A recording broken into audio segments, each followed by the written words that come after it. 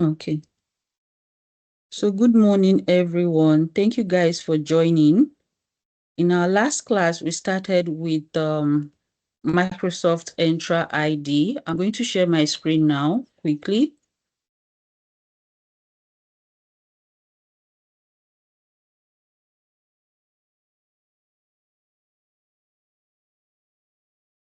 Yeah, we started with describing the core functionality of the Microsoft Entra ID. We looked at the different identity types that are supported by Microsoft Entra ID. We also looked at the concept of hybrid identity, and we rounded up with creating users, guest users, bulk users, how to delete and restore deleted users. So today we'll continue with groups, devices, applications, and the access management capabilities of Microsoft Entra ID. Before we proceed with the demo session for today, I would like us to start with the security defaults, multi-factor authentication, and conditional access policy. So these are the three ways that we manage access, right? These are the three ways that we manage access, the access capabilities within the Microsoft Entra ID portal. Now let's look at security default. For security default, it's actually free and by default enabled when you sign up for either Microsoft 365 or your Microsoft Entra ID. So it comes by default. It is usually enabled for every Microsoft 365 tenant. Now, it's the core function of the security default is that it's designed to protect organizations from identity-related attacks by requiring all users within that organization to enable MFA. You'll be prompted the moment your account is created, either as a new employee, you'll be prompted for that multi-factor authentication. I know some of you or majority of you do have your accounts, and you'd remember that the point of signing in, after you had put in your email address and your password, you were prompted for another verification where you had to install or download and install the authenticator app on your phone. So that's a method of multi-factor authentication. Now, what this security default also does is to block legacy authentication protocols and protect privileged activities. So these defaults are automatically enabled for all new Microsoft 365 tenants. As at, I think from 2019, any tenant that was created on or after that period, you have the security default automatically enabled. So you don't have a choice. You just have to configure that MFA. And yeah. So now it basically provides a basic level of security. The security default is the most basic level of security that we have within M365. Now, if you want to go one step further, that's where you have to consider MFA that could involve, aside from using the Authenticator app, you could get codes or a phone call as additional verification methods. Now, for multi-factor authentication, you have that it's also a security feature that requires two or more methods of verification, two or more, for you to be able to sign into your account. So this actually provides an extra layer of protection beyond just your password, right? Beyond just your password. So if a password is stolen or you have your device stolen, MFA prevents unauthorized access because the attacker needs to provide another means of verification outside of your password, such as using your mobile device to approve the sign-in, the way you get your codes on your authenticator app, right? Or a code is sent to you to your phone either via text or mobile app. Now, MFA significantly enhances this. This is actually the core benefit of enabling MFA. It enhances the security posture of your organization by adding an extra layer of protection against unauthorized access, even when passwords are compromised. Now, we'll look at the conditional access policy. You might have been hearing of conditional access. We have security defaults, we have MFA, then you have conditional access policy. Now, for conditional access, if you hear the word conditional, that means you have to meet certain conditions, right? For you to be able to gain access to the organization's resources. Now, this is a feature in Entra ID that allows admins to control access to applications based on specific conditions. What are those conditions? Conditions like where is this user signing in from, which is your location, the kind of device, or what type of application are you trying to access? So these are some of the conditions that you would need to meet or that are being set for you to be able to access the organization resources. Now, for conditional access, it can be used to enforce security policies, such as requiring you to authenticate, that's your MFA, to make sure that only authorized users have access to certain resources. Now, when you configure conditional access policy to require MFA, what happens? This reduces the risk of accounts being compromised. This is just an advanced form of your security default.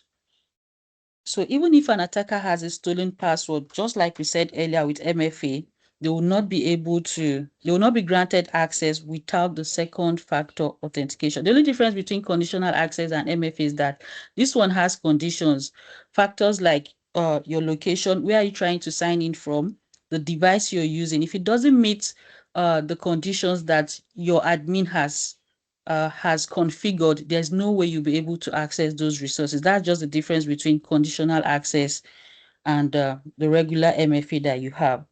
So these are just explanations. Then prerequisites for conditional access policy. For you to be able to configure conditional access policy, what do you need?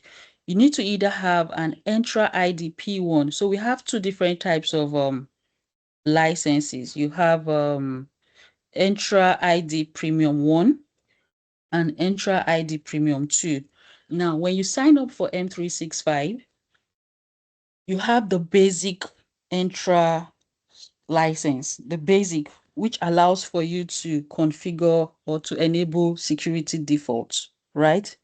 That's when you have when you sign up for M365, automatically you don't need the license, you don't need to get either premium 1 or premium 2. You have that basic Entra license, which allows for you to enable security default. It's only when you now want to enable like conditional access policy or the privileged identity management policy, that's when you need to get either a P1 or a P2. So it's a prerequisite. Without Entra ID Premium 1 or Premium 2, let's say Premium 1, because once you have P1, you can configure your conditional access policy.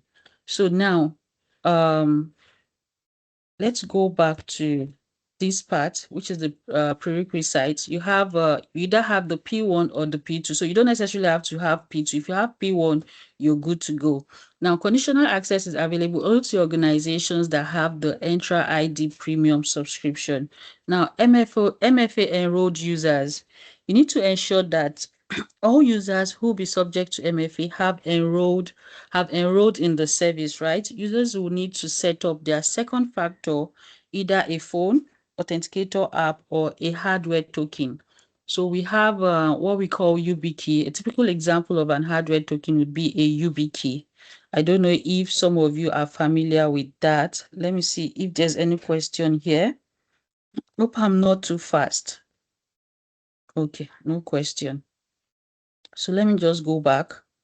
For a YubiKey, if you've not seen one before, this is what a YubiKey looks like. So this one actually allows for passwordless authentication. You're just going to click on this. Did I say click? You see this Y icon here. You just use your fingertip, one of your fingertip, click on it, and yeah, that's where you authenticate and use a PIN to gain access to your organization's resources. I'm sure some of us here already make use of that. So Going forward, we have, you must have a global admin or security administrator privilege for you to be able to configure conditional access policy. Then yes, this one is very important too. Now, to use, for you to configure conditional access, but you can't have your security defaults turned on. It has to be turned off. Don't forget that when security default is turned on, it's usually automatically enabled. So you as an admin can now choose to disable it. And when it's enabled, it applies to every user, both the global admins or whichever kind of, every admin within your organization will be required to configure that MFA. So, but if you need to set up a conditional access policy, then you must turn off security default.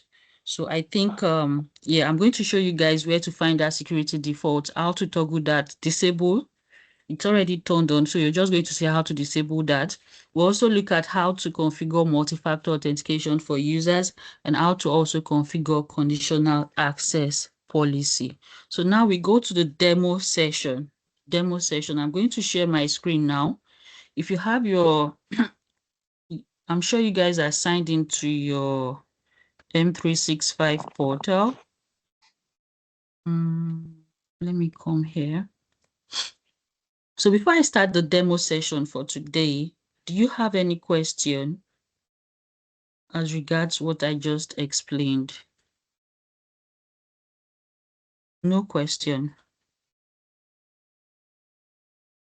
Yes, same. Someone is asking, what about FIDO key? You're correct. FIDO key is just like your UB key. It's a hardware token too. So it's just like your UB key. So now back to the demo session. This is the Entra portal. I told you for you to get to your identity portal, just go. Once you're signed into your M365 tenant, click on Show All, then select Identity. That takes you to your Entra portal. So from here, in the last class, I think I stopped at bulk user creation. So we're going to continue with groups. We'll look at groups, how to create groups.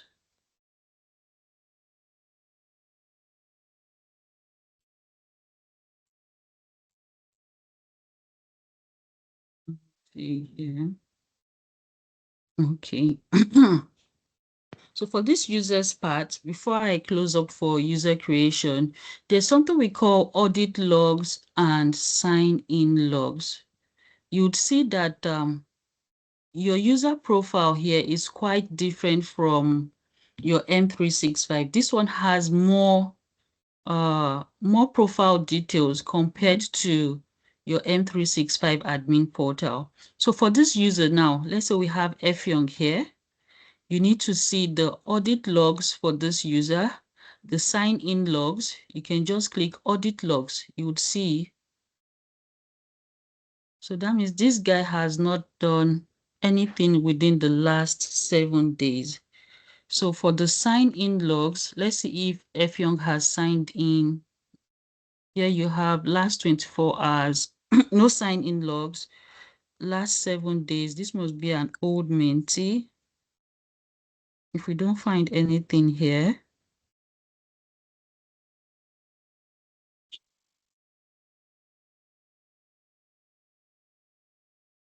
so which one of you has signed in today?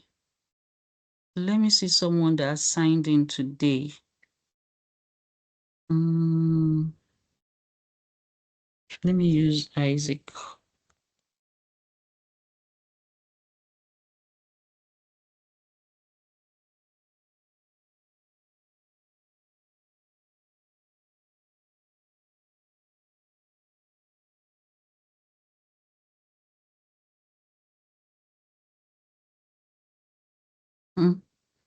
Has anyone here signed in the last 24 hours or this week? Just drop your name. Let me quickly search for. Actually, I signed in this week, Yahya Sadiq. Yahya Sadiq. Okay. Okay, this person has also signed in. And you can see the applications that this would be within the last 7 days. For the sign-in logs, you can see the application that Isaac has accessed. You have the Microsoft Teams, Exchange Admin Center, and the Azure portal. So the last one, there's a failure there. For Yahya Sadiq, let's just check.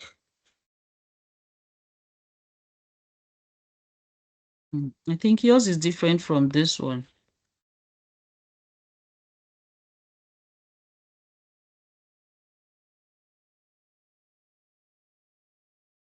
The first one, sorry. No, Yahya the Sadiq. first. Oh, okay.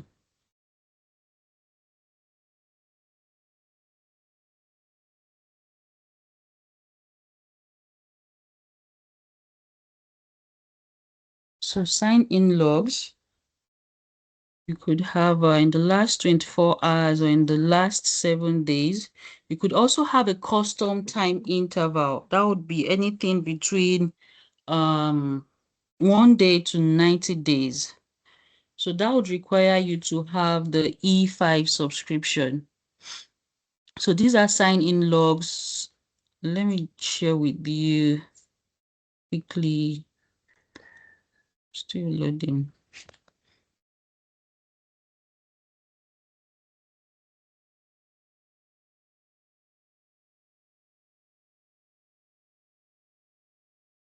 Sign-in logs and audit logs.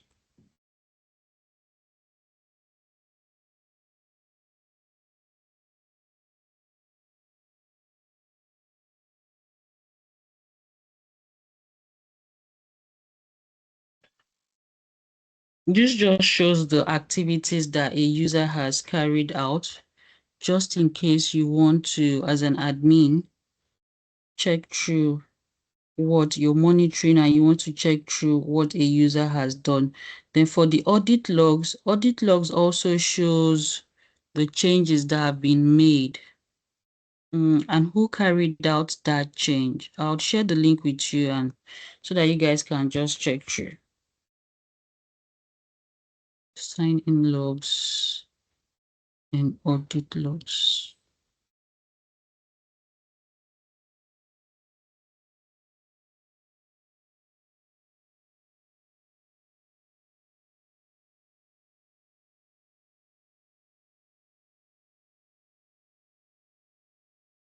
So we have for audit logs, you could get audit logs from the Entra portal and also from the compliance purview admin portal. But I'm going to share the one with Microsoft Entra ID. They are quite different. When we're looking at compliance, we look at the audit logs from compliance. And here we have audit logs from the Entra portal.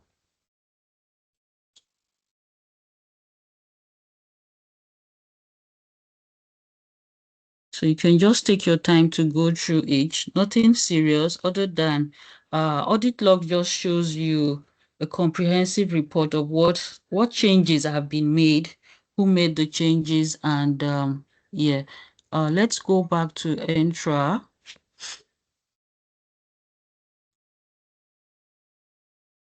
So we're looking at Yaya here as a user, and these are the sign-in logs. We also have the audit logs. Then if you want to see the assigned roles for this user, click on assigned roles.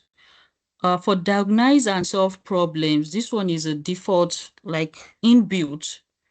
You can just do this. But what we normally do is, as an admin, if you're having issues that you can't solve, you just raise a new support request. You don't need to necessarily do that from here. From your left navigation pane, you just pick this last option, new support request, to reach out to Microsoft for further assistance. So here you have assigned roles, administrative unit. So if you want to see all of these features for a particular user, just go through each. You can tell which licenses is assigned to this user. You can see a list of the licenses.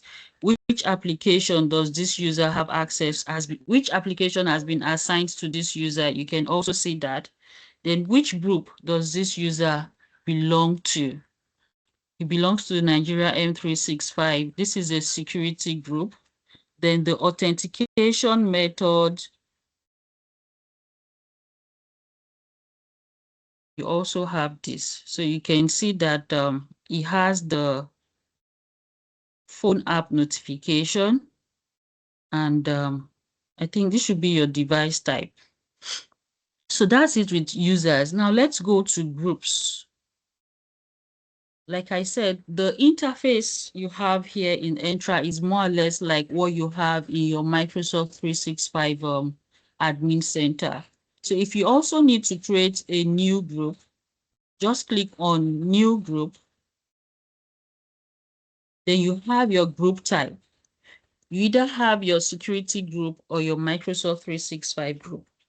Who can tell me the different types of groups that we have within the M365 admin portal?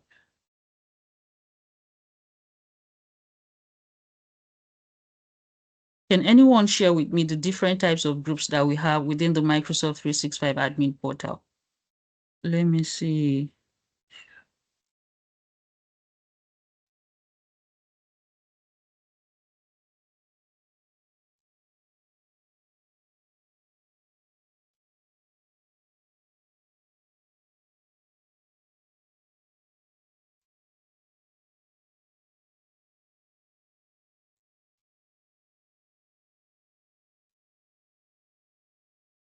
Okay. So 4 types. Okay. So yeah, unlike your M365 admin portal, here you just have 2. So this person is correct. The person that said 4, we have 4 different types of groups from the M365 admin portal, but from the Entra side, we just have 2. It's either you have your M365 group or you have your security group. And you can just put, let's say we're creating a security group now. In the last class, someone was asking, is it possible to assign licenses and roles to the users we imported in bulk, or for the bulk users, can we assign licenses and roles to them? So one way to do that is you don't assign the licenses and roles while you're importing the CSV file. Don't forget, what we did was to first download the CSV file, then we uploaded it after filling in the details of the users. So it's only after creating those bulk users, what you do next is to create a security group. When you create a security group, you add your users to that group, and that way you can now assign the license and the roles. So it's not like you're assigning it manually. No, rather you are assigning it to the group, to all the users in that security group. You cannot use a Microsoft 365 group for that purpose. What we use is a security group. So in case you create your bulk users and you need to assign roles and licenses to them, after creating the bulk users, make sure you create a security group, add those users. You can use that same template, or we also have the option to download a template here. Let me create this first. Let me create this group first. Let's say the group name we're having is, this security group will be the HR department. We have HR employees. So membership type is assigned. Owners, it's important that you have an owner to that group. Let's say I use myself as the owner. You can have more than one owner. Same with members. Who will be the members of this group? Existing users would be members of this group. So, okay. In this case, let's say we're using Oluchi Fates. I'm adding all the fates that we have here and I click create.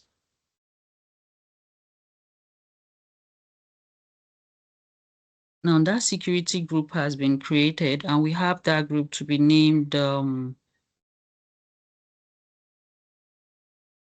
me search for HR department.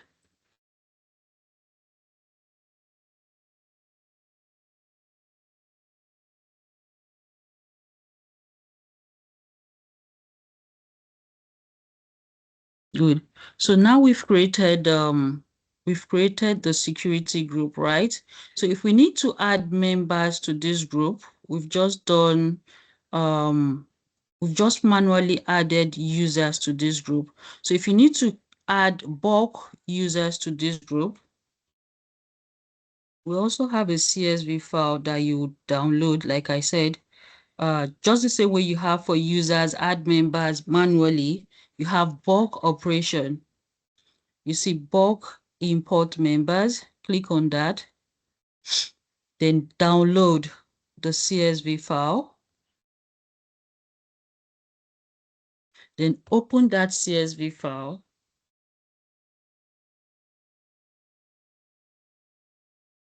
and right here you can see what's needed. So you just need the user's object ID or the UPN. The UPN is the same thing as the email address. So what I'll just do is, since I have a template, I remembered we downloaded that template for, let me use this guy. I'll just come here and copy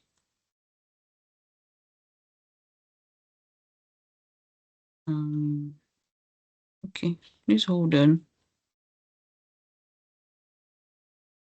That was the one we did before.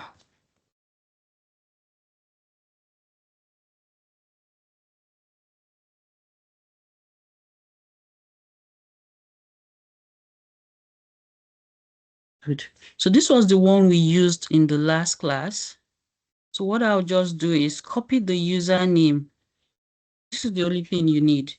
Just copy, Control C, and come back to this particular one. We don't need this, so we'll just paste.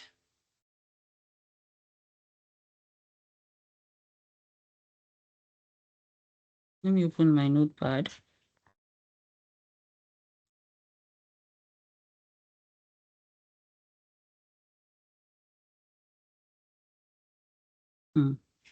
Okay. If I decide to use this one,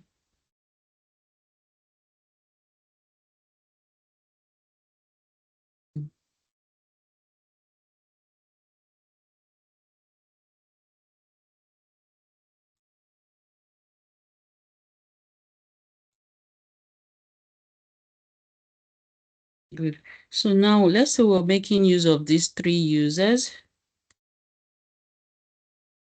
So, bulk users, you could have as many as 1,000. It's just, I'm just using these 3 as an example. So now we have this. Let's say we want to have these bulk users in the group. Save this file. It's very important. Save the file.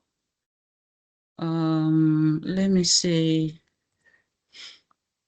security group.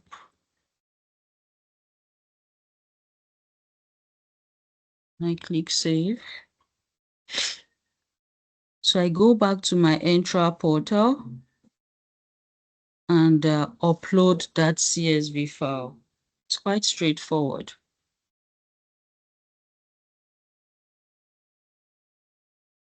Then you click submit. So that's it.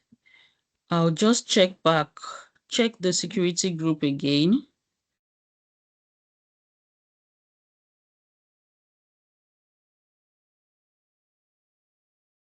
So I can also choose to use, let me see if Copilot can give us a list of 20 usernames. I know someone was saying that they don't know how to use the concatenate formula. Give me 20 first names.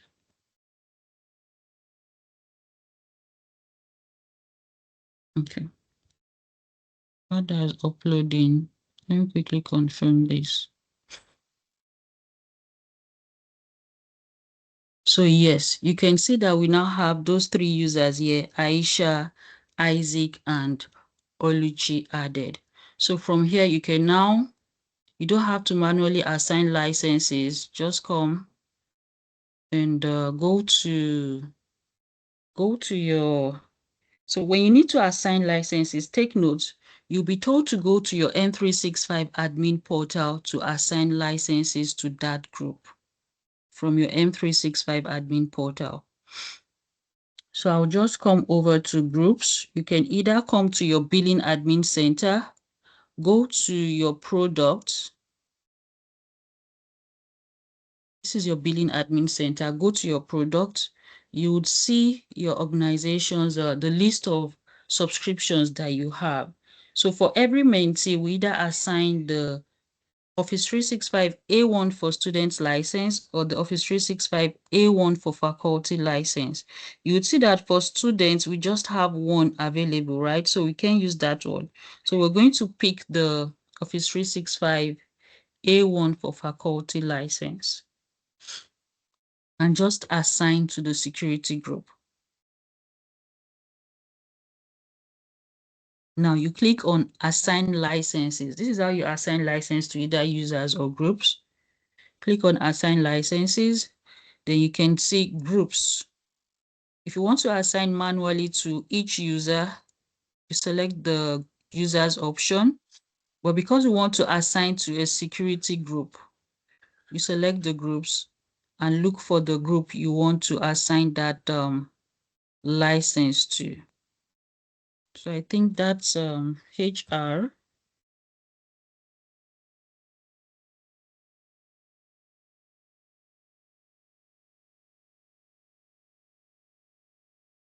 not seeing that here. Let me come back here.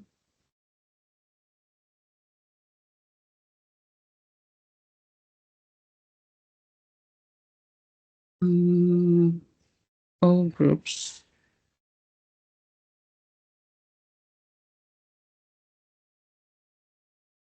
Come back to, let's go back to teams and groups, active teams and groups. You have your security groups here.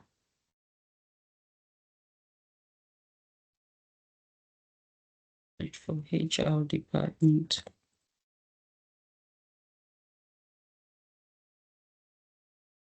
Okay. So you can see, we'll just select the HR department, licenses and apps. Then from here, just check this Office 365 A1 for faculty. If you also need to, if this is the only license you want to assign to this group, if you also want to assign the Microsoft Copilot Studio, just pick that. Microsoft Power Apps, just pick that. So this is how we assign licenses to bulk users. Create a security group, add the users to that group, then assign the license to the group. The same thing applies to roles, right? The same thing applies to roles. If you need to assign a role to that group, you do the same. I think for the security group we created for you, let me check that quickly. Nigerian M365.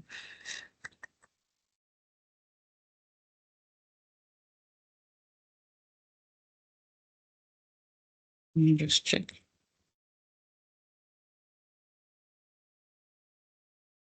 So this particular one.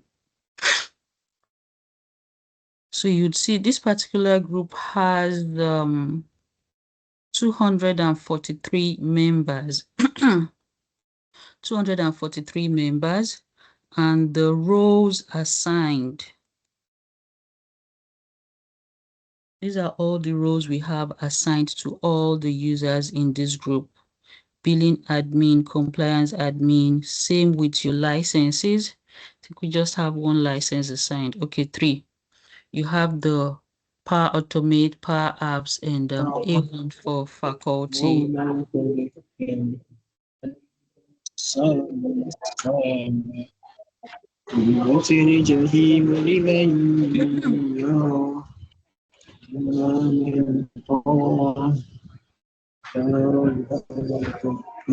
Remote this person.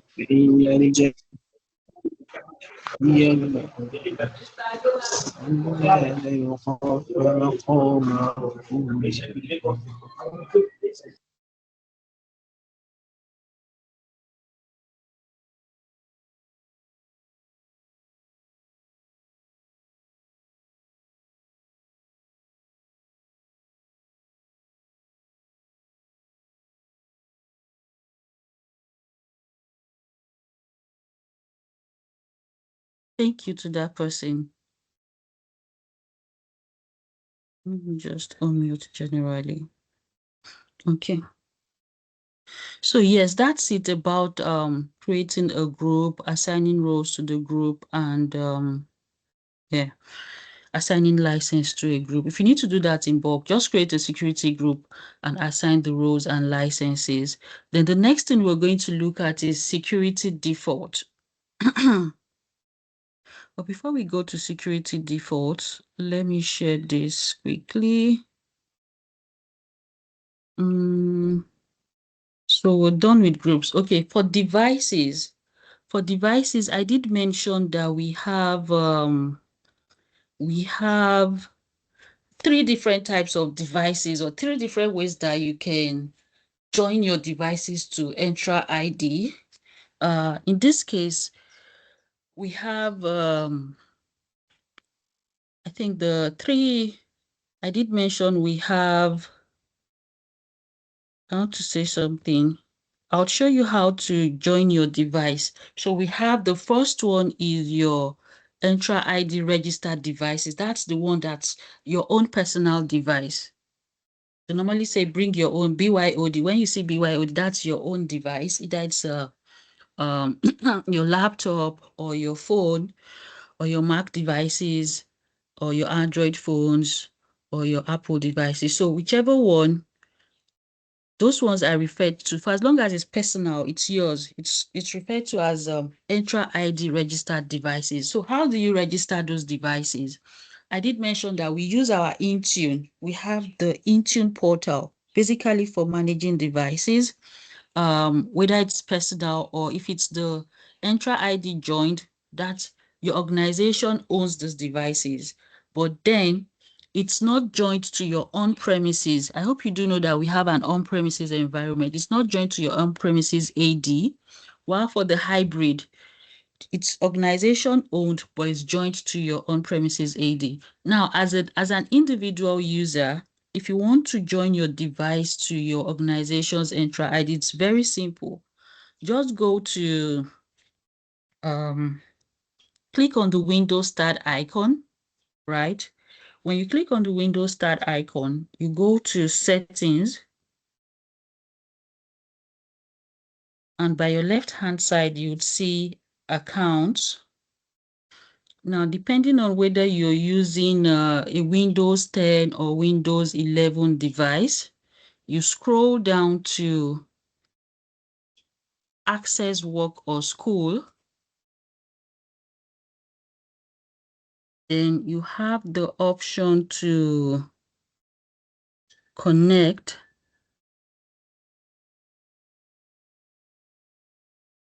Yeah.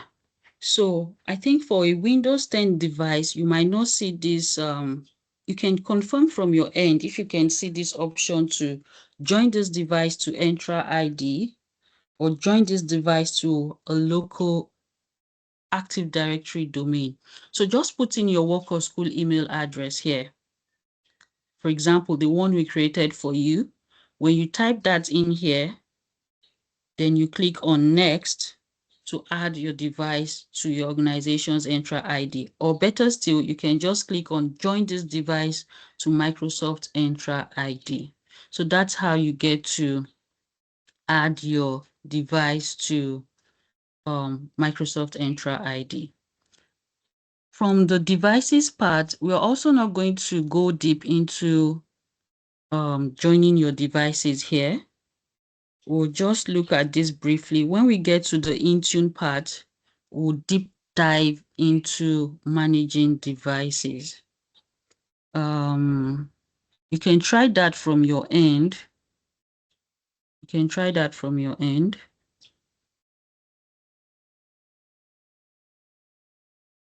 Yeah. So basically, this would involve using Intune. Then let's go to enterprise application. For enterprise applications, already you have inbuilt applications here, right? You can see we have, for this particular tenant, we have 29 applications here.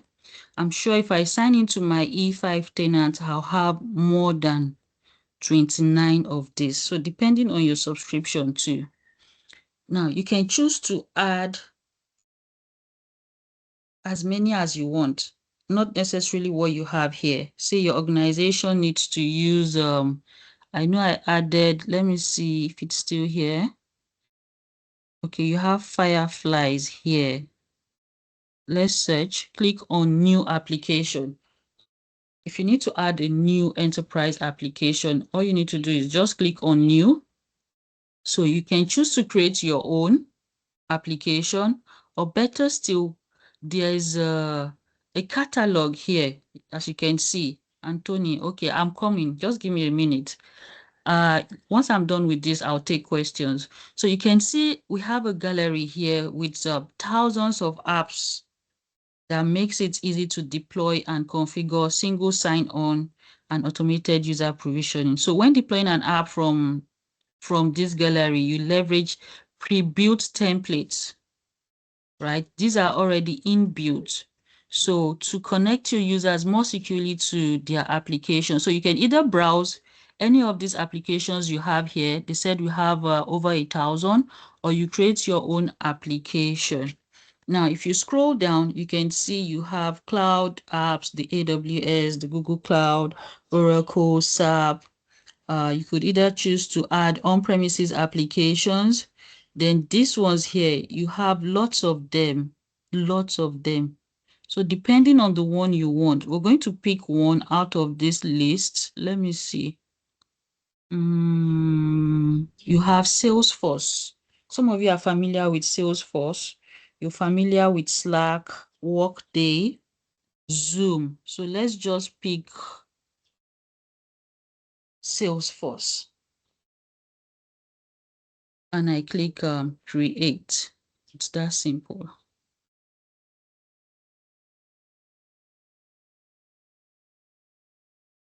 Now, after adding this enterprise application, depending on the users that you would want to have access to this Salesforce, you would now assign this application to either the users or the group that you want. So let's have that added first. Then we go to the list of enterprise applications. So that has been added. You can see the Salesforce app. Let's go back to enterprise applications. Now you'd, let me refresh.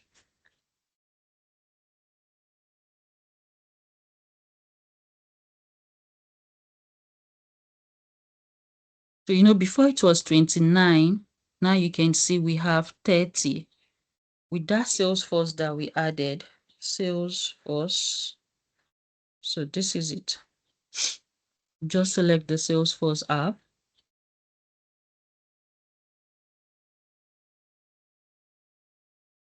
Then who are the owners? No owner. You can just add an owner here.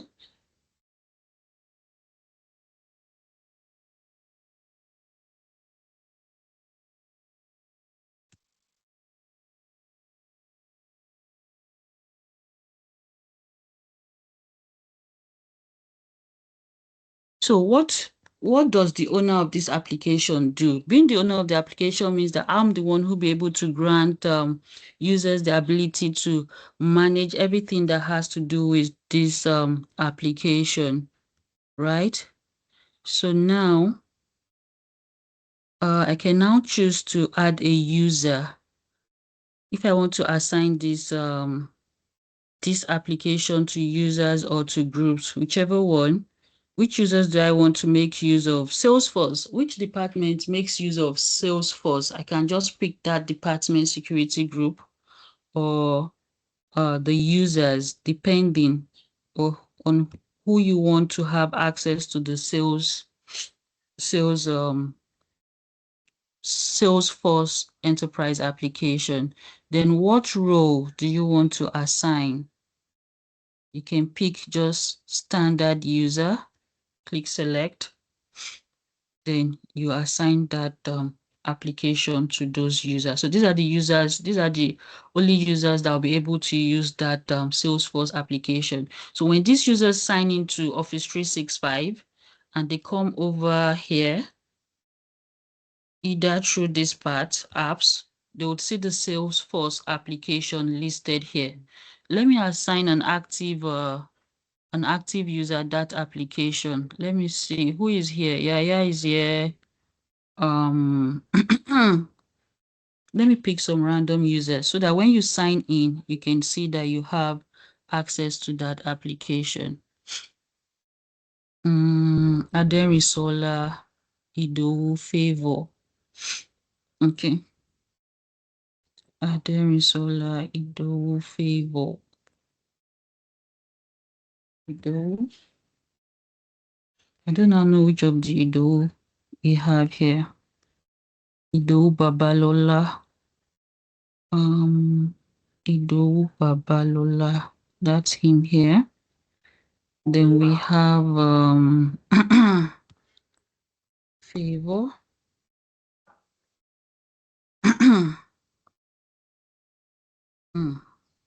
So which Favor is that?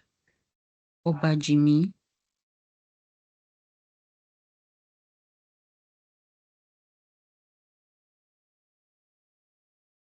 Okay.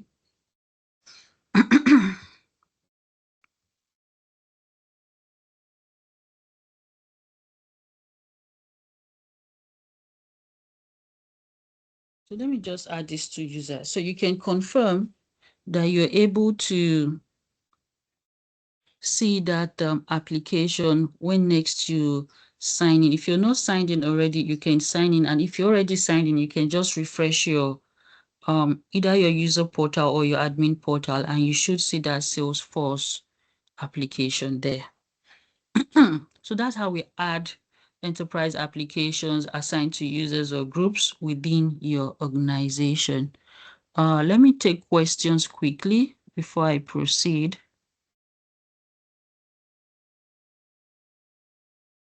So, Anthony, your hand is up.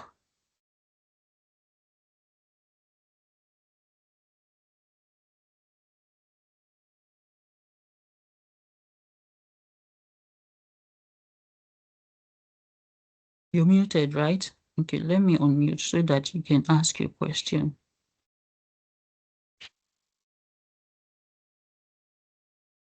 So you can unmute yourself. Hi, good morning. Yeah, good morning, Anthony. All right, thank you for the lecture so far. So I have a question concerning this Entra, especially in the area of this enterprise application. So I'm trying to look at the big picture. If, for example, I become the sysadmin and I want a situation whereby when we have a new employee or a joiner entering the organization, after creating the user or in the Active Directory or using the Microsoft Active Directory to add the user. Is it possible, from what you're saying on the Entra, to automatically add softwares or applications such that when the user is given a new PC automatically, once the user logs in, he or she has access to every application that is assigned to that person or the department that that person is? That's my question. Yes, it is very possible. That's where you have the dynamic security group, right? Dynamic membership security group. So just like you have your dynamic distribution group, if you are in the exchange class, where we have that based on your based on the conditions that have been set, either based on the department or your job title, any user that has been created that has that job title or that belongs to that department automatically would receive any mail that has been sent to the distribution group, if you can still remember. So the same thing Yes. also applies here. So when you have your dynamic security group, any new user that's been added to that group automatically has access to both the licenses, the roles, and the applications that we have assigned to that group. So that's where the aspect of dynamic comes in. Once you meet that condition, right? Once you belong to that group, every resource that has been assigned to that group would be automatically assigned to you once you newly created and added to the group. Okay. So if I may add, invariably, it means with the Entra ID, we can use it to, will I say, implement device management. Yes, you can. Yes, you can. Yes, you can. Only that it's in one way integrated to your Intune admin center. I hope you know you do have the Intune admin center. Okay. Okay. Do Yes. you know Yes. that? Yeah. So with that integration, you're able to manage your devices alongside the users. All right. Thank you very much. You're welcome. So do we have any other question before I proceed?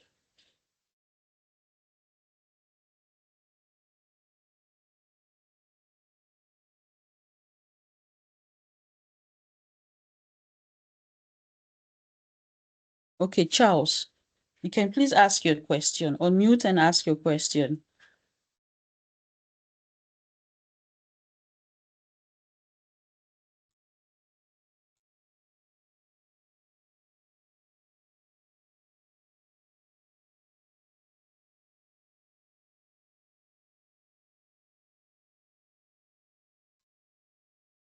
Luca, you can ask your question while we wait for Charles.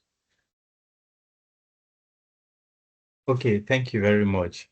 My question is for an administrator that want to add an application that is not okay, let me say application, you just want to add application. Are you paying for it again, or is just free?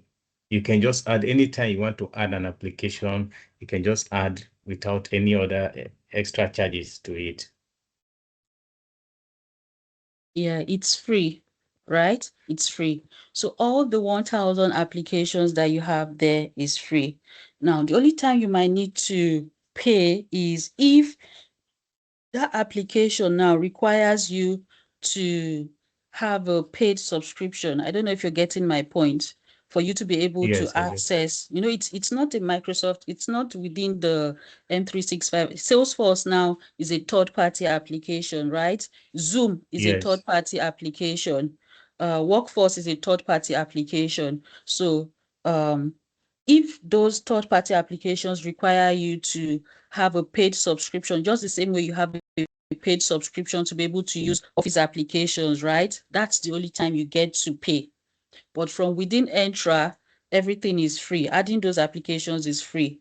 But you now having to make use of that application, that's where if it's free from the third party side, maybe a trial or maybe first 30 days it's free, then you don't need to pay. But if it requires that you pay, then you'll be paying, but not to Microsoft now, but to the third party enterprise app provider. So that's how it is. All right. Thank you very much. You're welcome. Is there any system in place to ensure that people assigned to specific posts stay accountable for their task? Abdul Hakim, this question would be, are you trying to say, is there any system in place to ensure that people assigned to specific roles stay accountable for their task? That means if you're a Teams admin or a SharePoint admin or an Exchange admin, is there a way we can ensure that you're carrying out your duties? Okay. So if I employ you as an Exchange admin, your role is to ensure that users do not have issues with mails, right? Mails are getting delivered within the organization, and that we're not receiving spam emails, right? Users are not complaining that their mailbox storage is full. I hope you know these are the responsibilities, your things that you'll be doing on a day-to-day. Team site, that the SharePoint sites are active. Users are not having sharing issues, permission issues, no file missing. And so you know your responsibilities as an admin. So you're not carrying out those responsibilities. Definitely, when you have too many complaints from users, then we know that the admin isn't competent enough or he's not doing his job. That's outside of the admin portal. That's going to be your boss observing all of that. You're not getting your job done. You're not resolving issues. You're not implementing certain policies. So, but within M365, within the Entra portal, no. Now, when it comes to audit logs, what audit logs does, the only thing you can get from the admin portal is this: license usage, which is the report. How many users have used this license? How many users have used the licenses assigned to them? How many users are making use of all of the Office applications? Let me share my screen so I can show you both parts, the report usage and the audit log side. What you get from there, that's the only part you can actually monitor what's happening. If you come here from your M365 admin portal, you would see reports on the left-hand side. So this report shows you the adoption score, the usage, and the storage, right?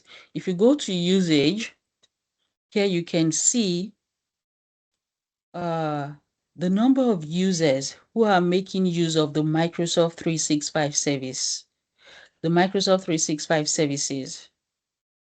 If you scroll down, you'd see the active users. You can see for Microsoft 365 services, these are the people making use of Exchange, OneDrive. For the apps, you can see that for the email activity, this is the number of emails that have been received so far. Same with the Teams activity. So here you get a report. This is the report. You can see for OneDrive, amount of files that have been stored, from what time to what time. Now, when you talk of the Office applications, these are the devices that we have, 66 devices. So here you have a report of the usage. Then when it comes to audit log, what audit log shows you is, say for example, a new user was created. Who created that user? Audit log will show you which admin created that new user, or which admin reset a user's password, right? All those admin tags, if you want to track which admin has been doing what, a regular user would not do something that you would find here. Let me come here. For audit logs, you should have it. Let me see. Oh, let's go to users.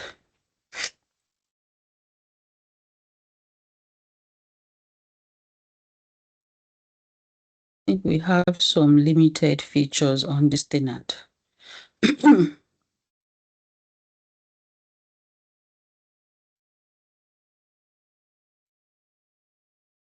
Let's just pick a particular user and see the audit logs for that user.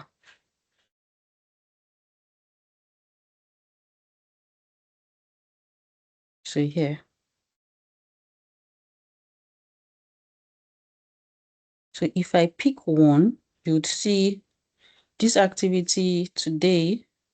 Let me see who carried out that action. Okay. So you'd see here, this is the audit log, and you can see that the activity type here is change user license. This was successful. And who initiated that? You can see here, it's an application, Microsoft Azure AD group-based licensing.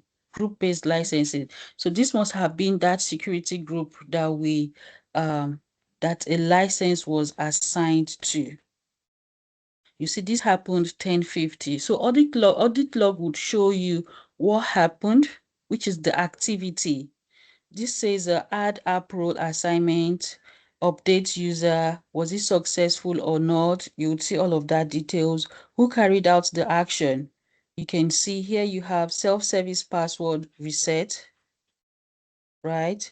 Reset user password. This was on the 27th, update user. So if you want to see who resets the user password, who deleted a user, just toggle your distance to the left, you would see the details in there. So you can see different names. Let me take you. Who target is Salesforce, that's the application, enterprise app we just added. Who initiated it? That's the action. That's me, Rafia. So sometimes you have this Microsoft Azure AD, you know, it's from the portal itself, or Microsoft Substrate Management. These are more like service principles. Then here you can see Abiodu. What did he do? User registered all his security info. So you would see, so this is what audit log actually shows. But when it comes to your daily responsibilities as an admin, it will not tell you that, right? So yeah, that's it. I hope that answers your question, Abdul Hakim. So let me see. Someone else was saying, you were not hearing me when you were talking about, so how many groups do we have in the M365 tenant? Okay, I wasn't hearing you. Yeah, so for M365, you have 4 groups. 4 groups from your M365. I'm sure you have an account. Who is that person? So when you go to your M365 admin portal, you see the list of Microsoft 365 groups that we have. Just come here, your left navigation pane, go to active teams and groups. And from here, you see you have, let's say you're creating a new group. You have security groups, you have distribution groups, you have Microsoft 365 groups, and you have mail-enabled security group. You have mail-enabled security groups. I want to see something. Okay, let's go to Exchange. I'll quickly check something here. Come back to home.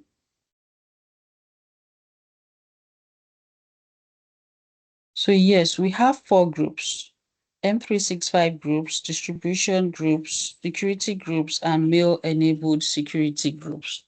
Those are the 4 groups you have from the Microsoft 365 side.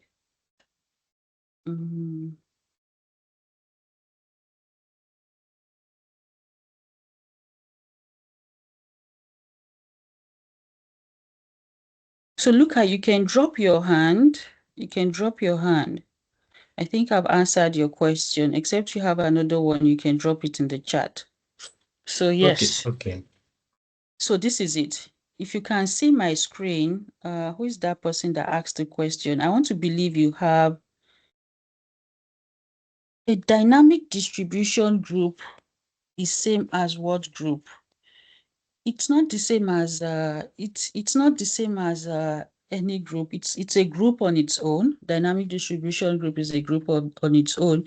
But I think what the question you're trying to ask is the same as when you have, I was relating a dynamic a security group with dynamic membership, right? I was relating it to dynamic distribution group. So I'm not saying that a dynamic distribution group is same as that, but I'm just trying to relate it to you, how it operates or how it works. When you say dynamic, it means when you meet those conditions, automatically you have those roles, licenses assigned to you. Yeah, that was what I was explaining then.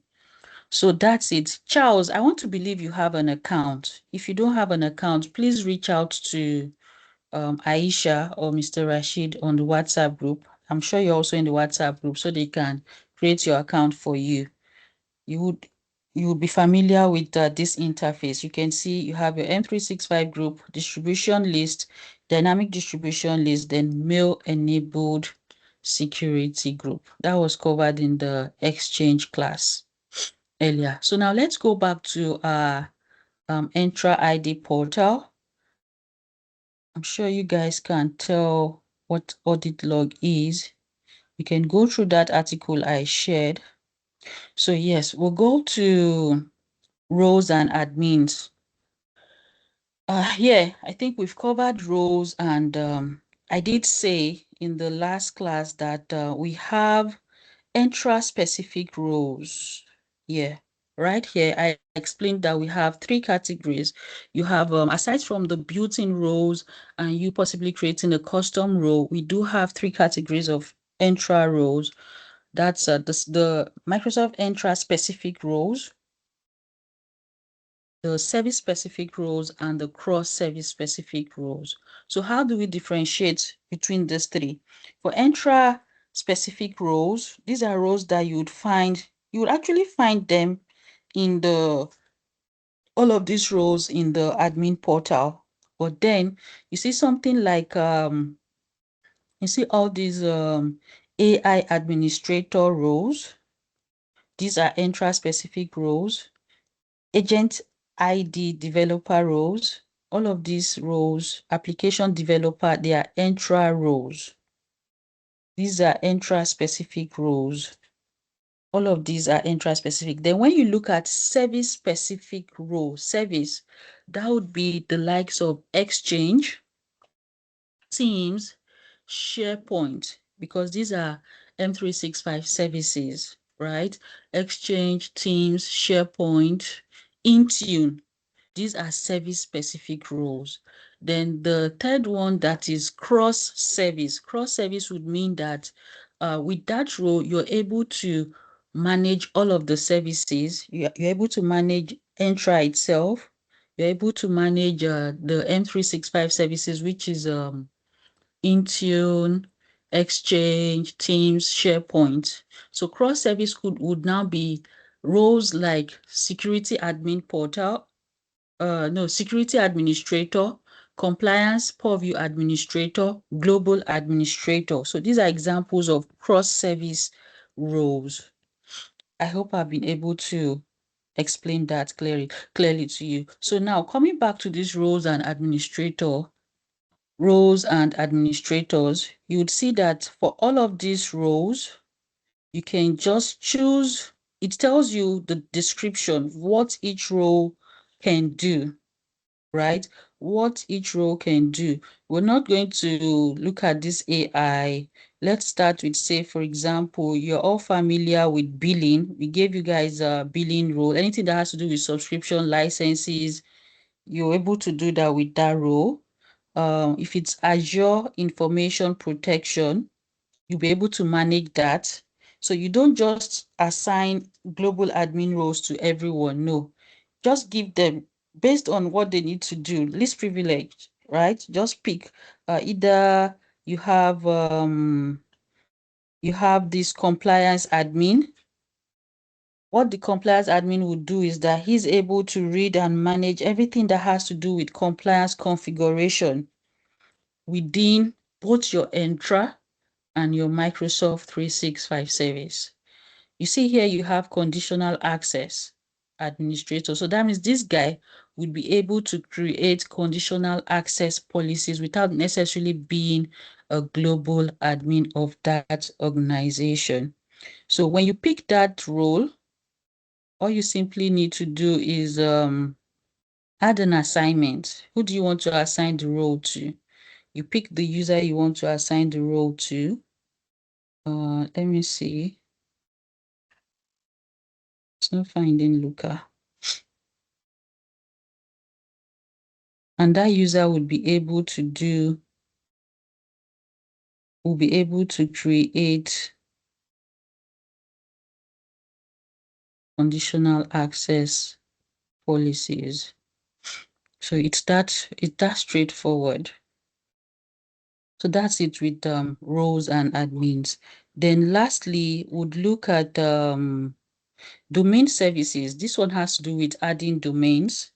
If you remember, you can also create no, this is quite different from what I was talking about.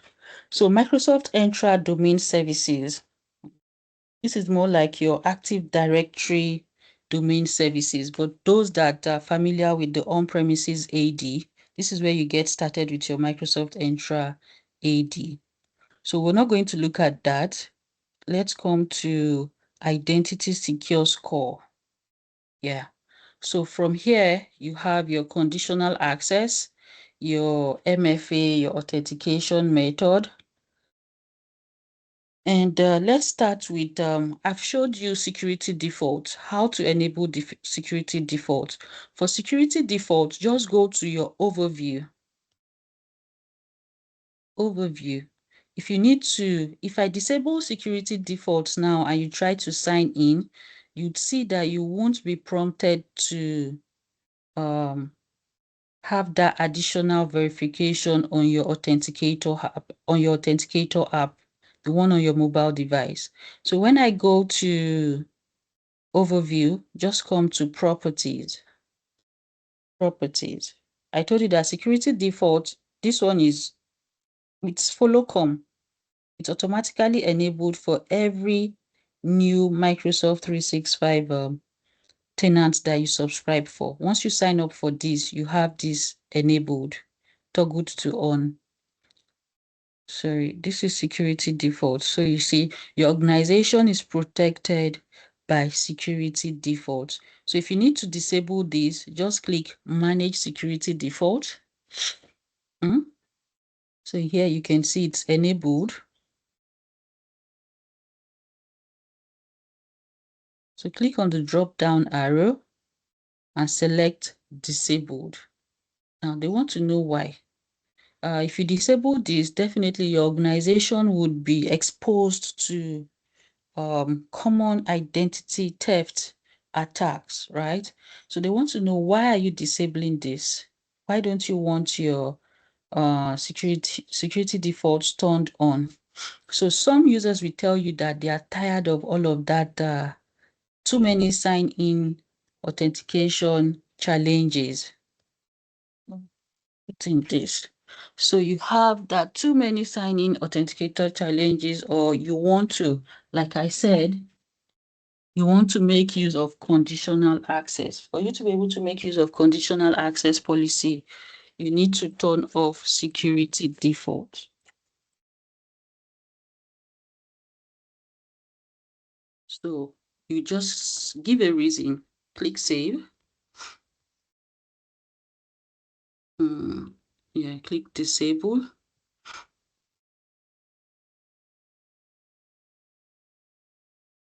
So that way, that would mean that I want to configure conditional access policy for my, aside from users complaining. So even when a user is complaining, you don't necessarily have to.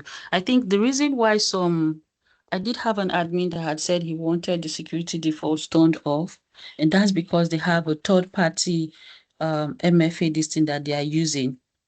So he said that we should disable this one for him.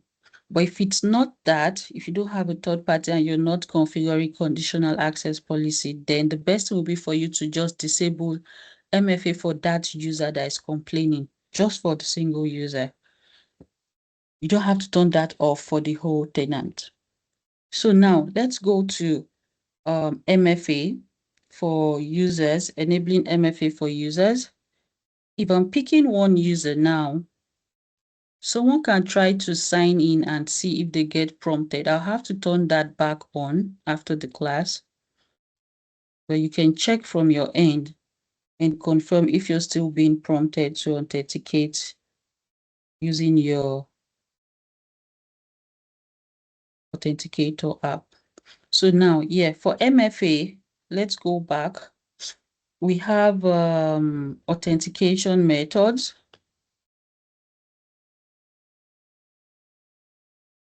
So these are the different authentication methods you have. You can choose to use a passkey. If you remember, someone was asking what of the FIDO key is just like your YubiKey. You can choose to use your Authenticator app, the one you have installed on your phone.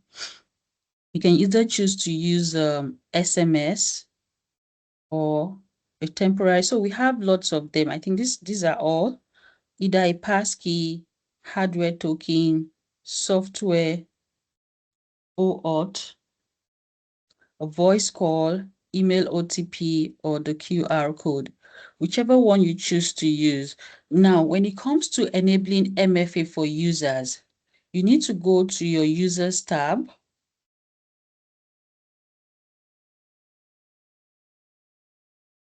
And from here, please take note. There's a 3 dots by your right-hand side. You click on the 3 dots. Then you have per user MFA. This is per user MFA. You click on that. Then you would see here that we have the status showing as for every user here, you'd see it's disabled, disabled, disabled, disabled. So if I need to enable MFA for a user here, what do I do? Just select that user. Let's say the first user here is Ajagun, and you click on enable MFA. So this is how you enable MFA for a user, Ajagun. Refresh from the left-hand side. Hey. Refresh from the left-hand side.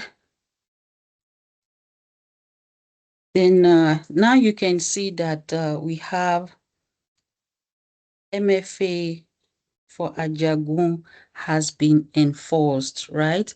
You're supposed to see enable, but you're seeing enforced. Let me quickly plug in my system, please.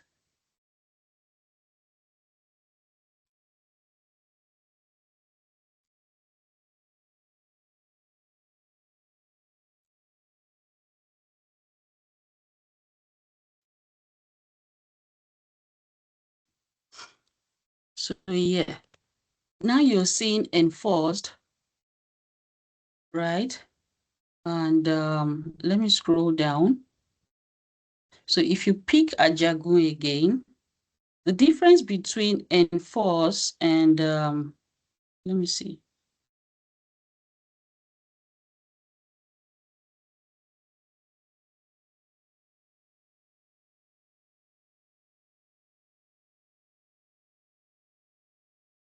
So this user would have no choice than to, when you enable MFA, you'd see some instances when you enable MFA, you'd see the user still has the option to skip, right? But when it's enforced, you don't have that option to, you don't have the option to skip. You must configure that additional verification method. So if you also want to disable MFA, you just click on disable MFA and you have that disabled for the user. So this is where you get to enable and disable MFA for users. Now, you see some instances, maybe a user calls in and says they stole their phone. Now the prompt to authenticate is going to the stolen phone, or either they stole the phone or they changed to a new phone. So what do you do in that instance? Just search for that user account, right? Let's say someone like, let me see which user we have here. You have Said here, and Said is saying that his phone is missing, he's having issues with authenticating.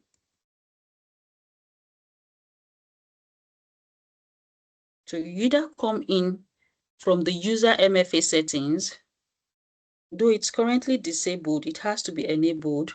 Then what you do is you check this first option to require the selected user to provide the contact methods again, right? This is one way to resolve that issue.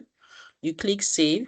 If you also want him to, if you want the password, the current password that that user was using before the incident happened, either maybe before the device was stolen, just select the second option. Take note, the condition is that the end user's device was stolen. You want to change the user's password. If you don't need to change the user's password and maybe it's just the user, the device was not stolen, just make do with the first one. When it's a scenario where the device has been stolen and you need to delete all the passwords, irrespective, like the password the user was using before that incident, you select the second option. So you click save. Take note, the first one would require the user to provide the contact method again, and the second one would delete all existing app password. That would require the user to create or provide a new password when they try to sign in. So you close that. Then you also go back to that user, select that user account. That was Said. No, we're done from the per user MFA. We're going to search for that user from the list of users. This is more of a troubleshooting instance where you need to resolve MFA issues. So go to Said. And when I select Said, I'll come to authentication methods, right?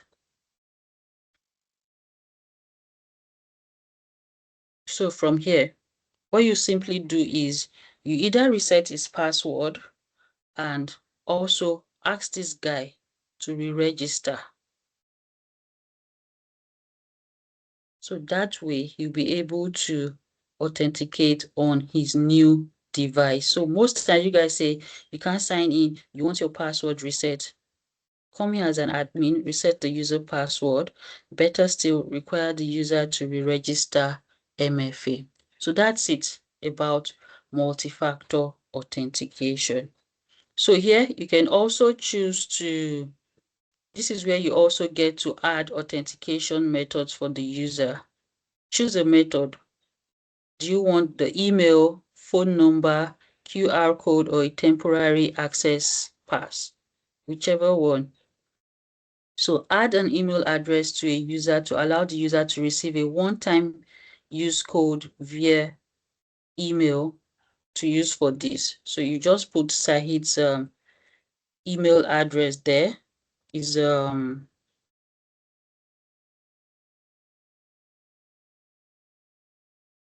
see.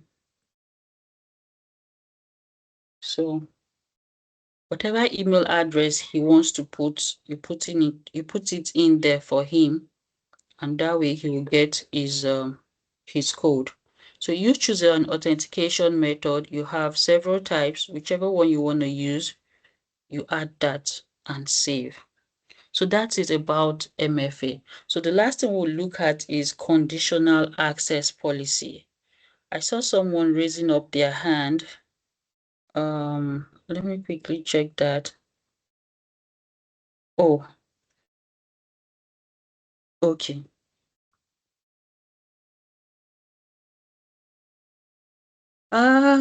Somebody is asking, can the Entra ID be used to monitor activities of users in an organization network? Like how they use the internet?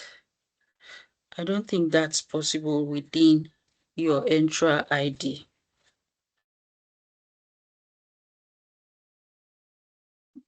Luca, I hope that answers your question. I'm not sure you can see the users who use or how they use the internet. That should be from your ISP's dashboard if you need to monitor that. Well, I want to believe either from your device or I don't know how you're going to get that, but from the Entra ID, I don't see that option within the Entra ID portal. So, Antonia, I see your hands up. Do you have a question? Yes, I have a question. Okay, please ask your question. Okay, it's regarding the MFA. So I want to Okay. find out this MFA, when you enable an MFA for a user, is this MFA affecting the user's device or is only affecting M365 application on the user's device? So when you say, is it affecting the user's device or is Alone. affecting? Okay, good question. Good question. So that's where the part of conditional access, I told you that we have conditional access policy and we have MFA, we have security default. So now, when you look at security default is just like, yeah, you're enabling MFA. But when it comes to conditional access, that's where the part of the device now comes in, right? That's where the part of the device now comes in. So if your device is domain joined or Entra joined, then MFA would apply to your device. But in this case, in our own scenario, you would notice that we do not have devices joined to this Entra portal, right? We only have you as a user that has been Yes. created here. So we're only dealing with your identity now. That's Okay. we're only dealing with you as an employee or you as a user, but not you as we've not added your device. It's just you. So in that case, MFA only applies to you. I hope that answers your question. So that means the MFA now, you only be prompted to use MFA when you need to access the Office applications. Okay. So it's only when your device has now been joined to Entra ID. Good. Then we'll now look at the advanced feature of MFA, which is the conditional access policy that now says, okay, for users that have that are signing in with our devices, right? If you're not signing in outside of you have that prompt. So the minute you're trying to access the resource out using a device that is not domain joined, that's not Entra joined, you'll be prompted.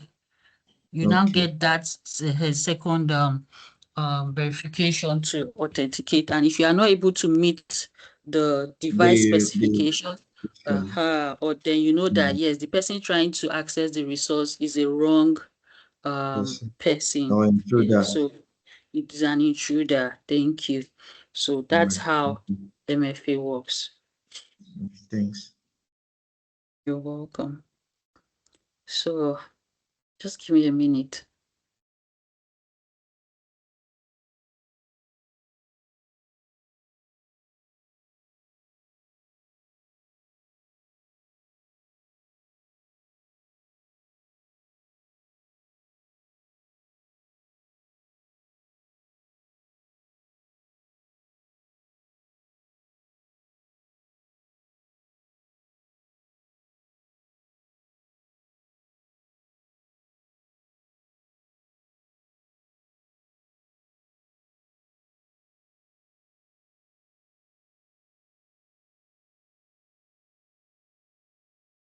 Okay, so lastly, we're going to look at how to configure conditional access policy.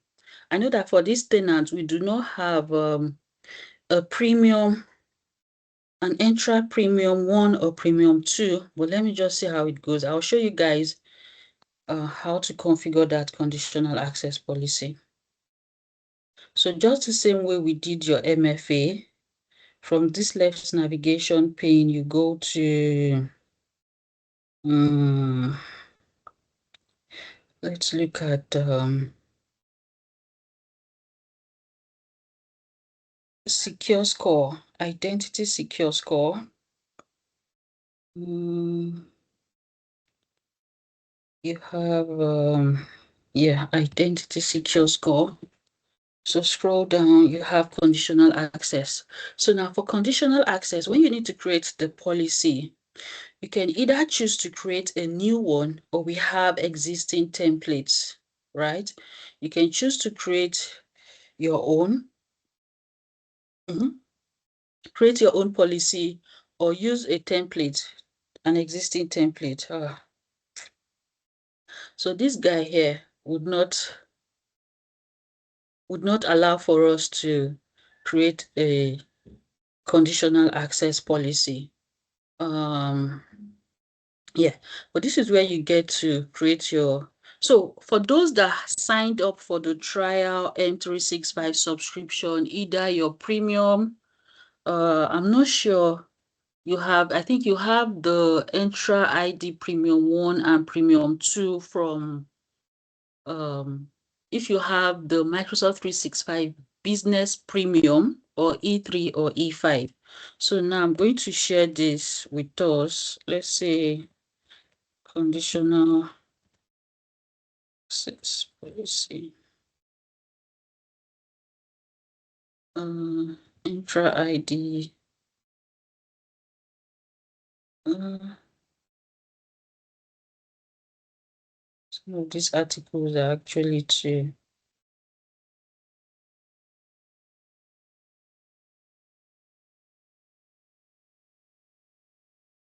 no work. I just want to show you how to create conditional access policies for those that signed up for the trial. Create conditional access policy in Entra ID. Oh, gosh. Let me see this.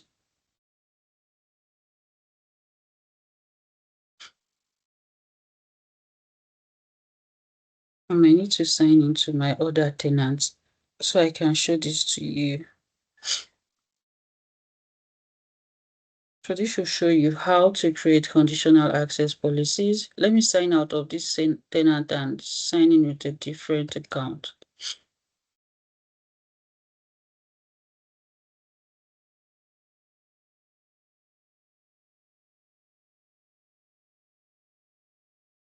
Just give me a minute quickly.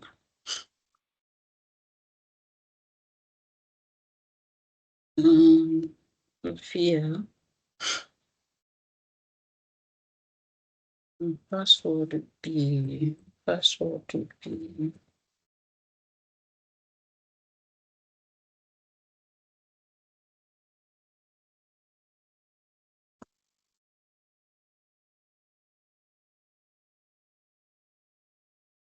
so I'm trying to sign in. Please give me a minute or two.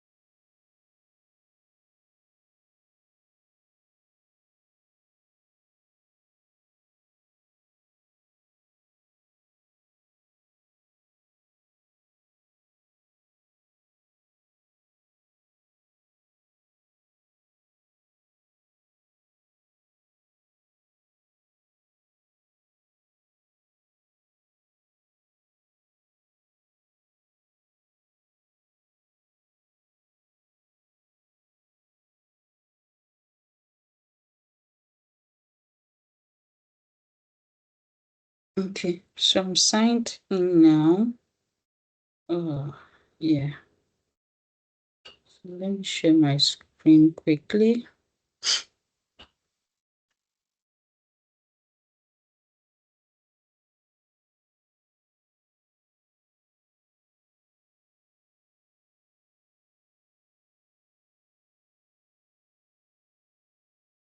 Okay,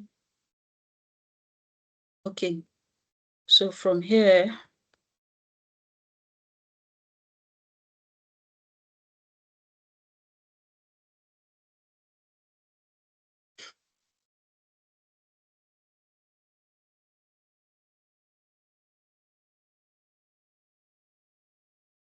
just want to quickly show us how to configure conditional access policy. So I go to identity.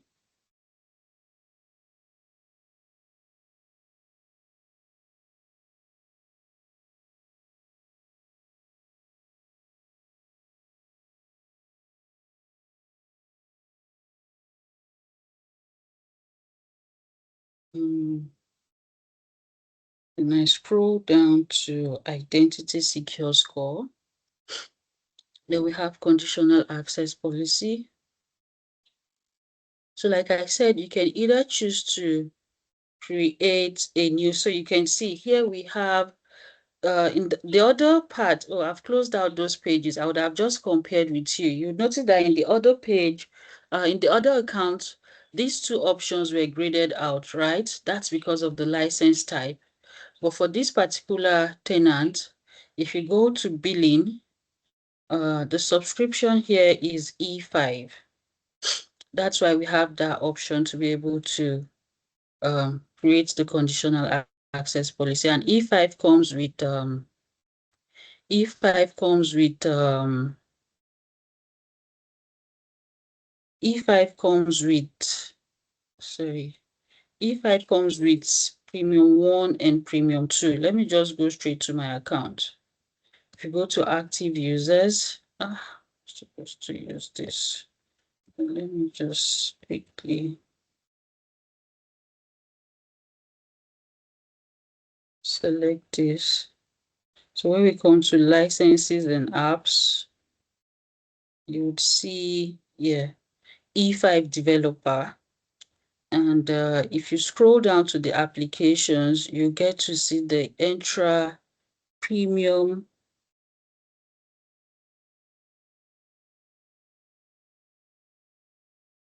Yeah, yes.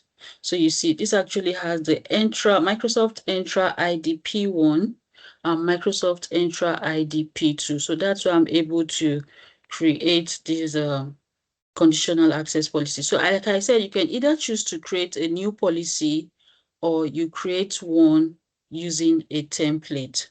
So you're going to name your conditional access policy. Let's say here you're giving it a name, device compliance app policy. Device compliance app policy. Then users, which users do you want to target here? Which users do you want to? You can just pick the users.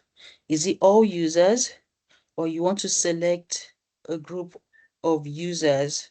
Now, when you select the option guest or external users, you need to pick which guest user. Remember, we added some users. We created a guest user the other time. If you're not selecting guest user, then which group of people do you want this conditional access policy to apply to? Is it directory roles, users, and groups?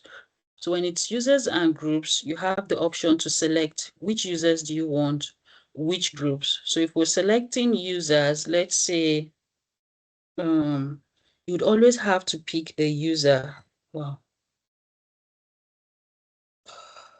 Let me use Aisha. Then I click select. So the condition, or you want to select, before we go to condition, you want to select what resources, right? Include which resources, agent resources, all resources. That means your cloud apps. You can pick that. Don't lock yourself out. So this policy impacts, okay then. So we just select that, or you can also choose out of the, if you don't want to pick all, you can select from the resources, which of them you want to select specific resources based on attributes, or just select specific resources. So you can pick one. Let's say I'm picking that same Salesforce. Salesforce. I don't have that option here. Let me see. Which enterprise applications do we have here? None of this is familiar. Let me see. Microsoft Teams. Okay. That's graded out. These applications are looking strange, but say I pick this one, Office 365 Zoom. I pick that, then you scroll down. So now the condition, right? This is where you get to pick a condition. Now, control access based on conditional access policy to bring signals together to make decisions and enforce organization policies. Now, you have that if you're picking a condition here, what device, you can see we have user risk, sign-in risk, that's not necessary. So here you get to pick the device, just like you were asking earlier, or you pick a location, or you pick which applications, right? This is where you put that condition. Now, what devices? Apply policy to selected devices we want to configure. Now, is it just any device, or which device platform are you looking at? Say Android devices, you need to select the second option if you want to pick between a Windows device, Mac OS, Android, iOS, right? Just select which devices you want this conditional access policy to apply to. Then you click done. Now, if it's also your location, this is where you get to pick a location. Click yes. Which location are we looking at? Any network or location, or all trusted networks and locations, or selected networks and location. So select, when you pick the option to select, that would mean you're specifying, right? Now, here you have one here, one named location found. We need to actually add named locations for you to be able to select different locations. Then you click save. Once you're done with that, then you have the option. We're not going to turn this on. Most times you enable, your policy would be left to report only, just for testing purpose. Now, should you grant permission, access control? Now, if those, for control access enforcement to either block or grant access. Now, if you're blocking access, you can choose to, if they don't meet the condition, block access. If they meet the condition, grant access and do what? Require multi-factor authentication or require authentication strength. That would mean something like the length of your password and the case characters, something like that. Then require device to be marked as compliant, require Microsoft Entra hybrid joint device, require approach. So these are the conditions that should be met for you to grant access. So we can just pick require MFA and click select, then session control.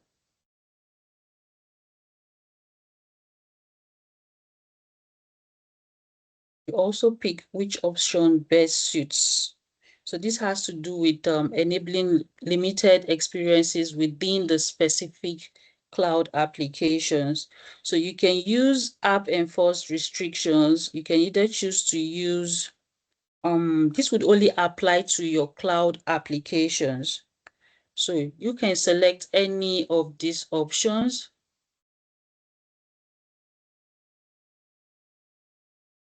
Or you can as well just ignore. So these are additional conditions that you can put in place. Click OK. Then you can proceed. Just make sure you're putting your either device, location, or applications that you want to grant or block access to when they don't meet that MFA conditions. Then you click create. So this would only apply to those users that we selected, only to the users or the groups that you might have selected when creating the conditional access policy. If you also choose to create from a template, you do the same. Go to policies. So you can see the policy that we just created here, device compliance app policy. So if you also want to create from a template, we have existing templates here.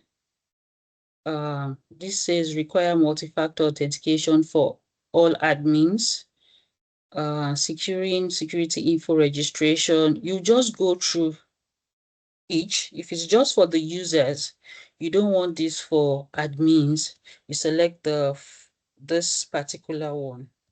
So if you also need to require compliant or hybrid Azure AD joined devices, so depending on the one you want, you can choose ready-made templates or just use the first one that we did. So if you're using this, the same process, click on next. Policy states is usually recommended that you put this to report only. Test the behavior before you now enable it. You test the behavior. So these are the admins that this policy would apply to. Admins that have users that have the global admin role, security admin, all of these roles. Then you click create. So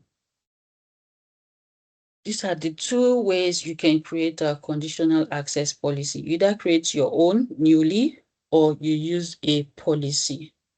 So that's basically all about conditional access policy. You can also go through this Microsoft resource for more information. I shared that in the link. So does anyone have any question? Let me see.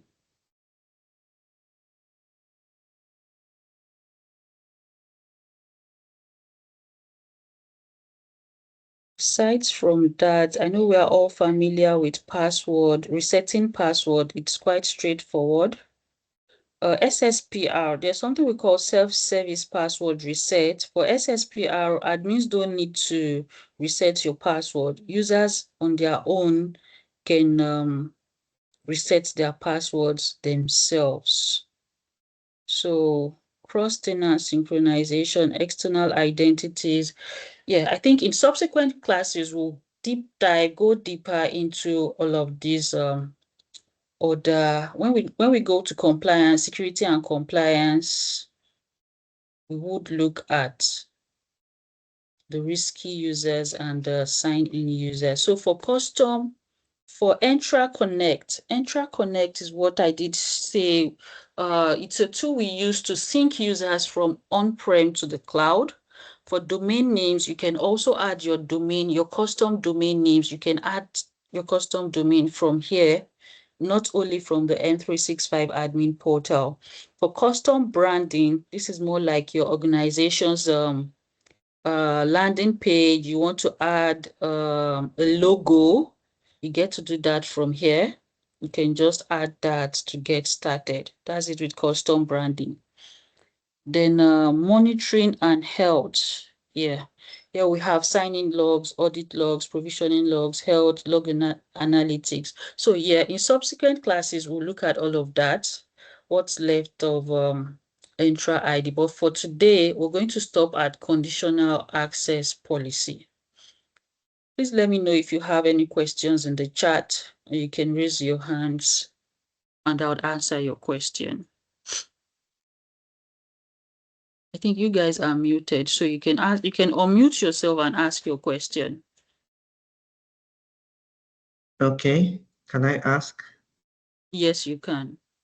Okay, all right. One I want to ask, when I asked an earlier question concerning device management, and you said something about Intune. So I want to ask if to manage devices within the organization or within the tenants, as the admin, is there a special license that I will need? Also, for me to register those devices in Intune, Microsoft Intune, the users, do they require a special license aside maybe the Microsoft Business Standard or the basic license that they all have?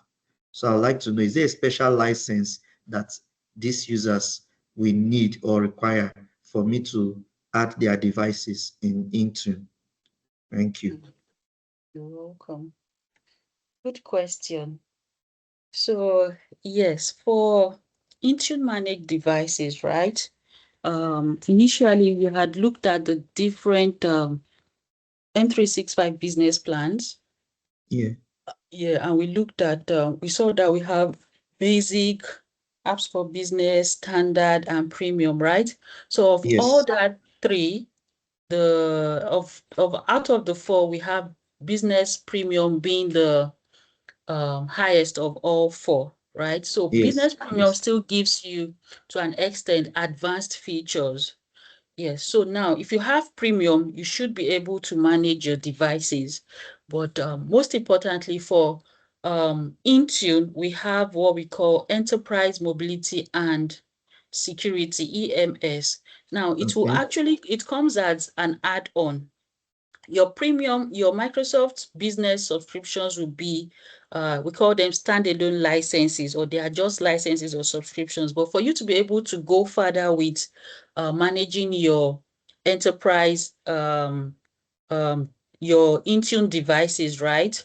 Or you want to make use of Defender XDR, then you would need to get, either you're getting an add-on, EMS add-on, right?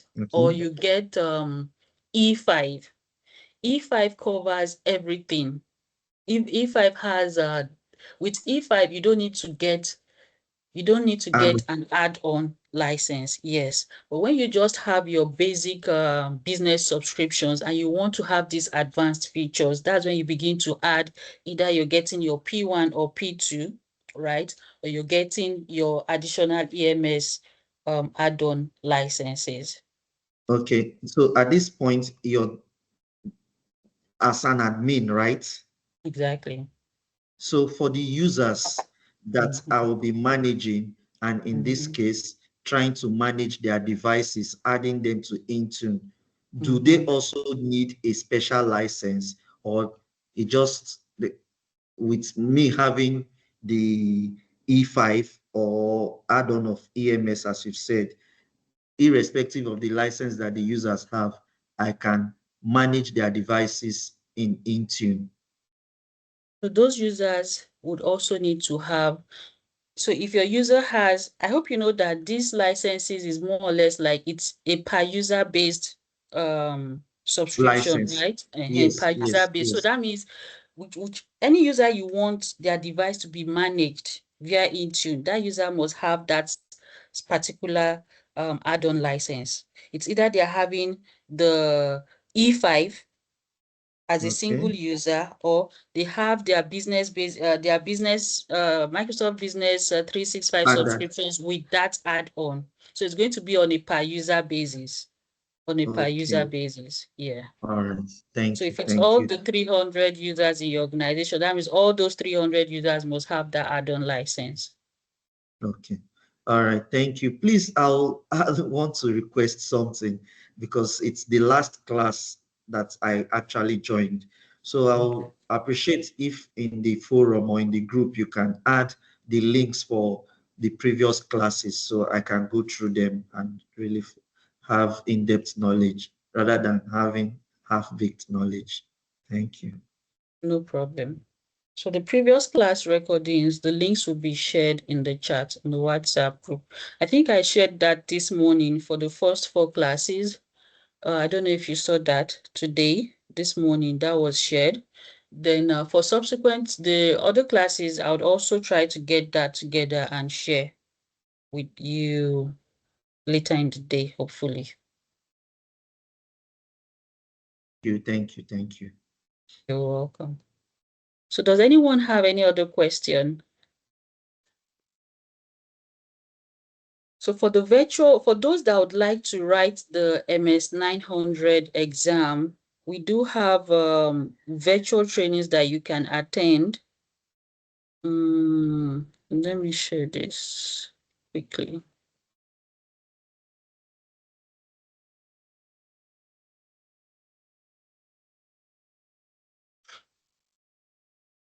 So this would actually give you 50% discount. So you can just check through. Some would give you, depending on the training you're attending, some would give you, if it's Azure, you know that it's is at 900. So, but for M365, let me quickly check for M365. We can't see your screen. Oh, sorry, you can't see my screen.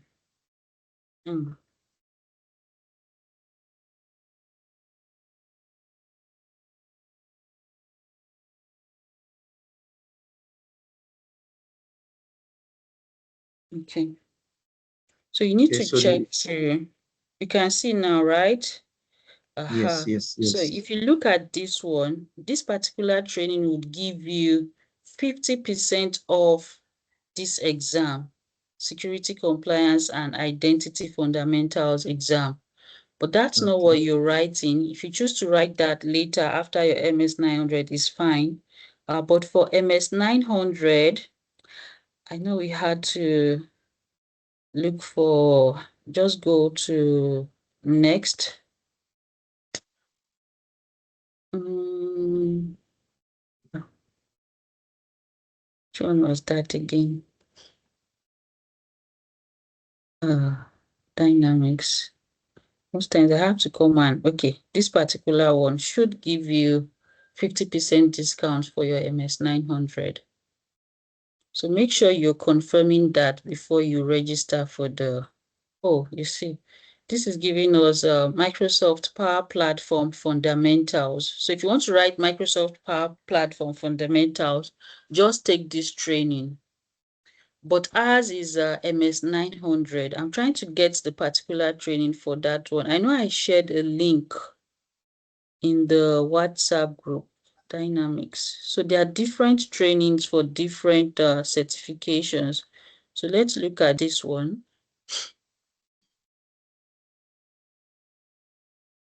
So this should give us for M365. Yeah. So this is for M365. You have Introduction to Microsoft 365 Copilot and Agents. So I'll share this in the link for those that are interested.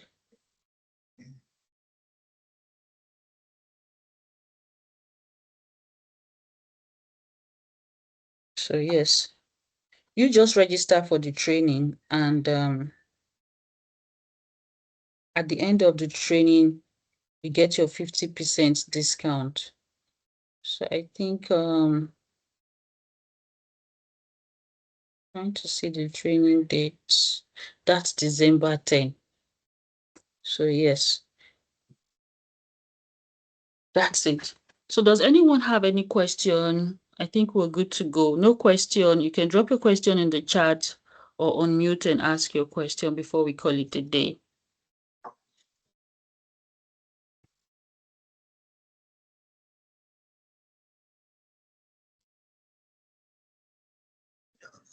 Okay, so thank you very much.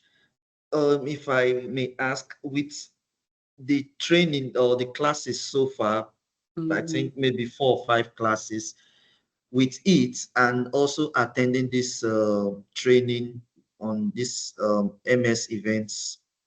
With it, we should be ready to write the exam, right? Yeah, we're not done actually. The Okay. class was supposed to end yesterday, right? Though I did say it's a 1 month training, but there's no way we're going to finish this in 1 month because we still have security and compliance to cover, and Teams and SharePoint, right? Then lastly, Intune. So would have like 2 more weeks, no, a week to cover up. right? I Okay. could try as much as possible to see how I can combine compliance and security and compliance, and also combine Teams and SharePoint. And that should Okay. be all. Yeah. All One more right. class, and if you're able to go through the Microsoft Learn module and also use your watch the videos and your past questions, you should be able to write the MS 900. So the fundamentals are just beginners exams, right? Where you have the intro. So it's when you're done with your fundamentals, you can now begin to think of the associate and the expert. When we look at associate, we're looking at the likes of MS 900 or security and compliance, SC 400, SC 401. Then for your expert, you're looking at MS 102, right? So aside from this, you have Entra ID. We also have SC 300. SC 300 is your identity and access management associate exams. Then Okay. you have, for you to have your expert, you must write an associate exam. That's how the flow is. So some people choose to just focus on Azure, some choose to focus on M365, some choose to focus on security and compliance. So if, for example, you want to focus on security, then you'll be looking at writing the SC900, SC300, SC401, 400, or we also have the AZ500. So it depends. I think I've showed you guys that certification module. Let me share this with you. There's a certification part you can follow. Let me do, I only get to that part from here. So just click on this. This is the 5th class so far. Thought we've had more classes. So just scroll down to, this is the certification poster. Yeah.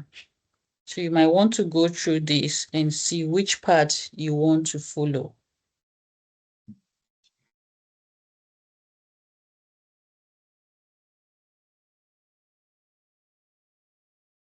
So Okay. this Good afternoon. shows you, Okay. yeah. So this shows you you can see fundamentals exams. You can zoom in from your own end. You'd see the fundamentals part. You can see fundamentals. You have Azure AZ900, AI 900, DP 900. I think this agent is new. Then you have MS 900. So these are all fundamentals. You pick which one. Then from fundamentals, you have role-based, which is the associates. Then specialty, this one. So depending on the dynamic. So these are all different lines of businesses. But this would give you an overview of the part. So you see for security, you have, after writing your SC900, you have Azure, AZ500, SC300, SC100, SC401, SC200. So that's it for the security part. Then from the M365 part, you have MS102, MS721, MS700.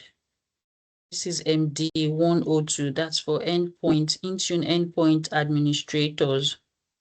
So that's basically it. For the Azure side, you see people, after writing AZ104, they write their AZ305, AZ500, AZ800. So this is the Azure part.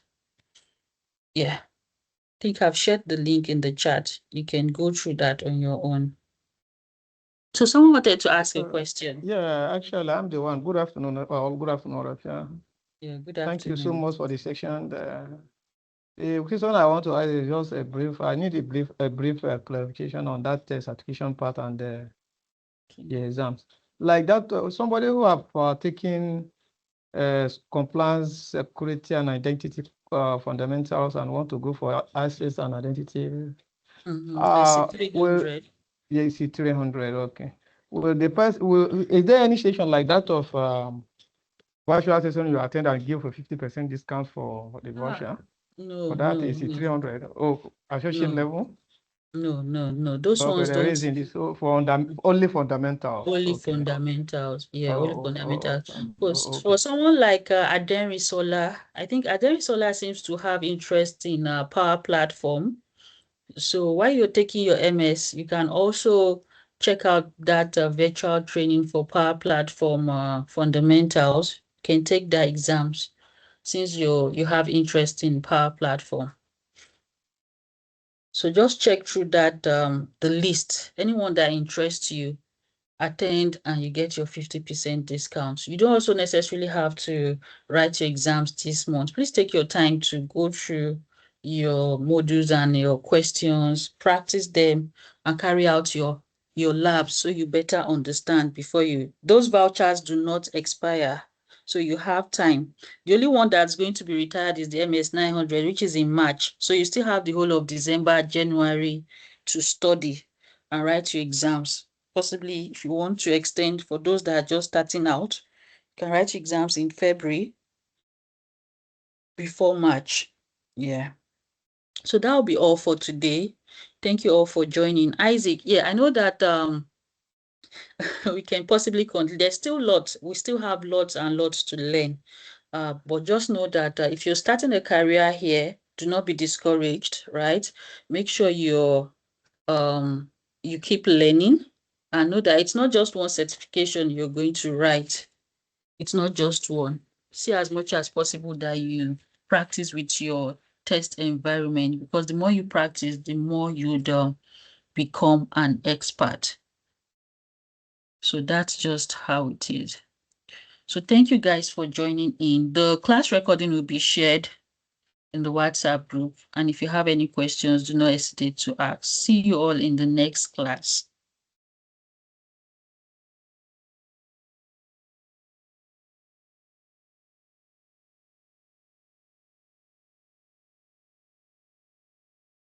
Yeah, you're very